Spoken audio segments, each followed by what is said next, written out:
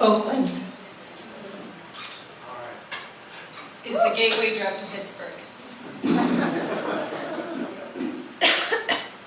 I'm a lot shorter than Stephen. Oakland is a place that will serve you hot fries, send you into cardiac arrest, blow your hair back, and then take you in and offer you a path to heal from all your misadventures. Oakland will keep you in great neighbors for life.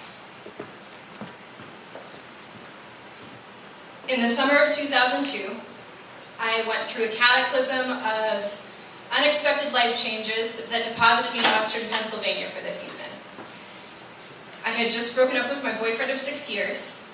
My parents' marriage had dissolved. And there's not a third thing. That was plenty.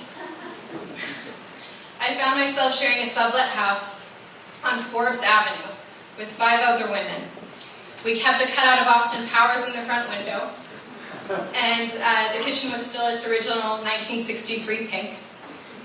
I was an uprooted Hoosier transplant in a city where people didn't know the difference between Indiana the state. You do know where I'm going with that. I know when to finish. I was 21. When you're 21 and you're female and you're recently unattached from a 6-year commitment and you're living in a house full of women, you will suddenly find yourself much more interesting to certain people than you had previously been accustomed to. And that is probably how I met Chris, who was a boy. He was a boy person.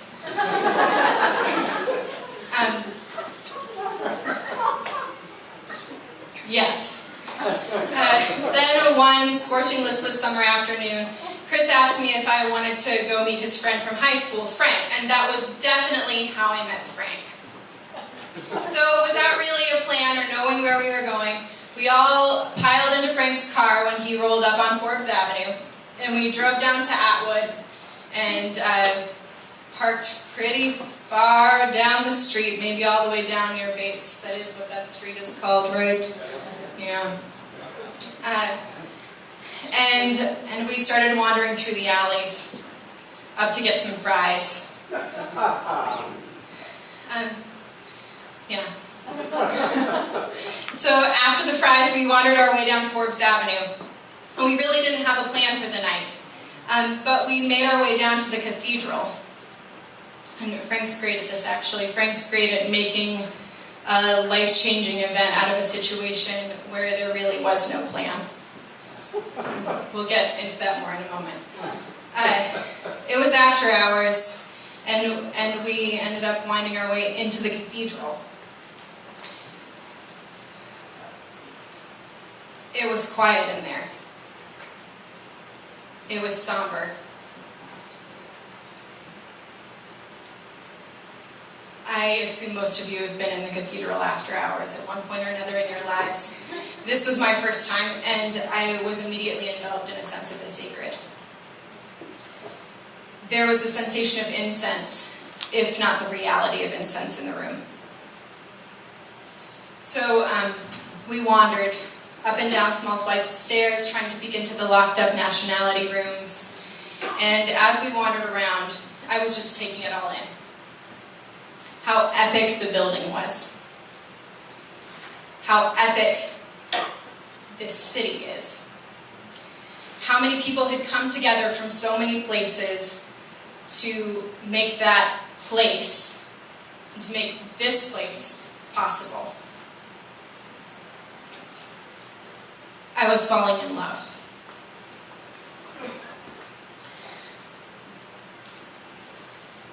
So Frank was there. And he has a knack.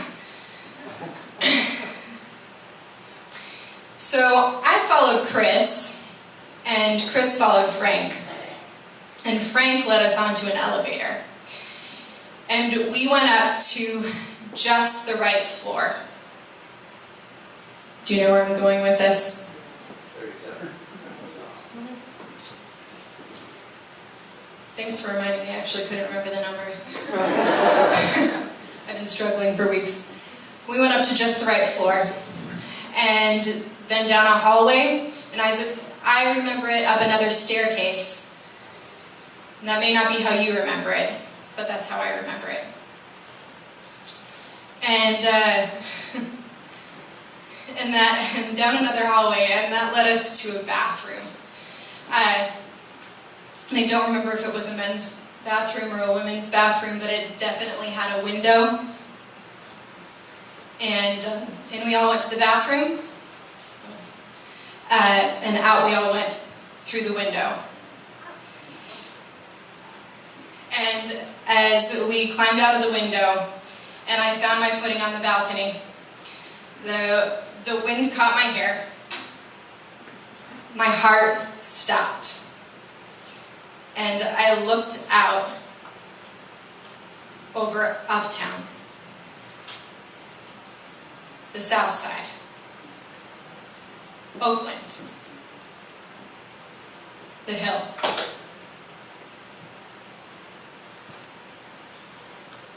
And I was definitely in love.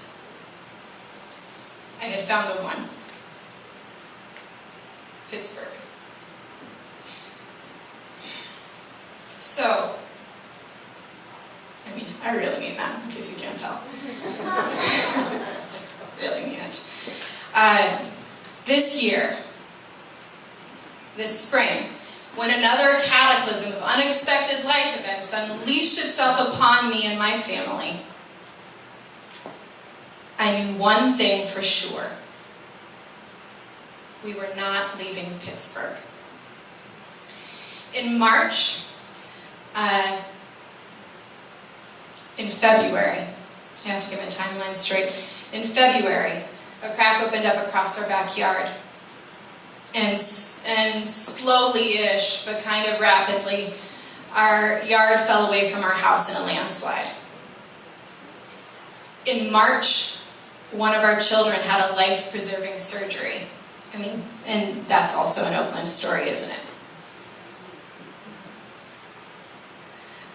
The week of his hospitalization, we knew that when we discharged, we may not have a place to take him back home to. We didn't know if our house would still be standing or habitable as we were getting him through that week in the hospital. And so, the circumstances being what they were, we understood on the day of his discharge that we had one day to find a stable home again for our family.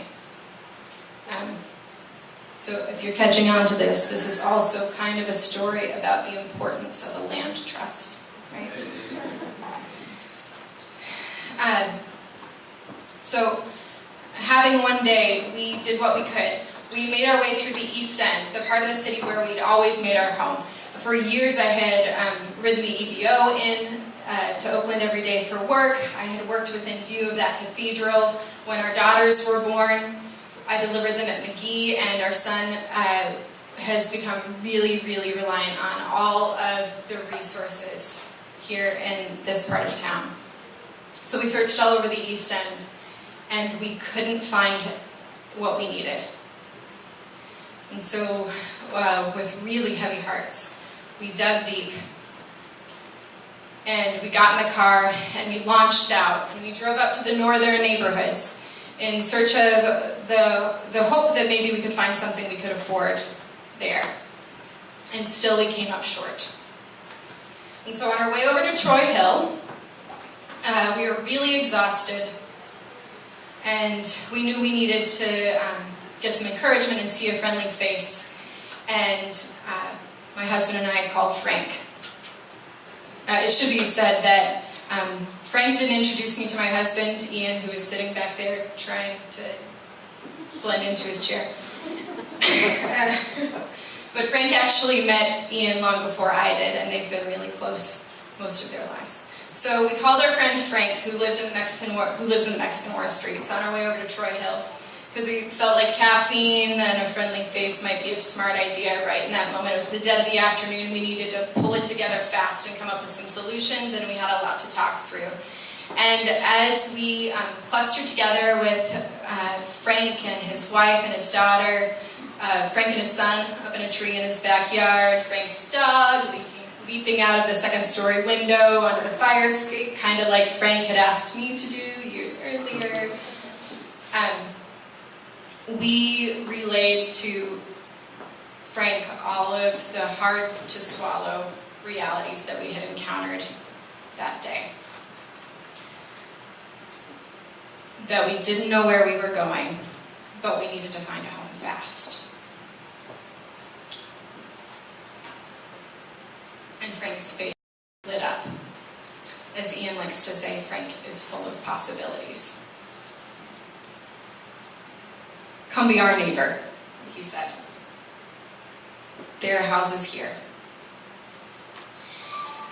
And so, just like I followed Frank up to the top of the cathedral about 15 years before, Ian and I followed Frank all over the neighborhood. We took pictures, we wrote down phone numbers, we asked a lot of questions. That was March 25th. On April 19th, we were evicted from our home. And on April 22nd, we got the keys to our new home in Old Allegheny City. And from there, we can see the low green mountains rolling in, coming up on all sides, just like I could from the top of the cathedral 15 years earlier. Oakland is the gateway drug to Pittsburgh. Oakland is a place that will serve you hot fries, send you into cardiac arrest. Yes.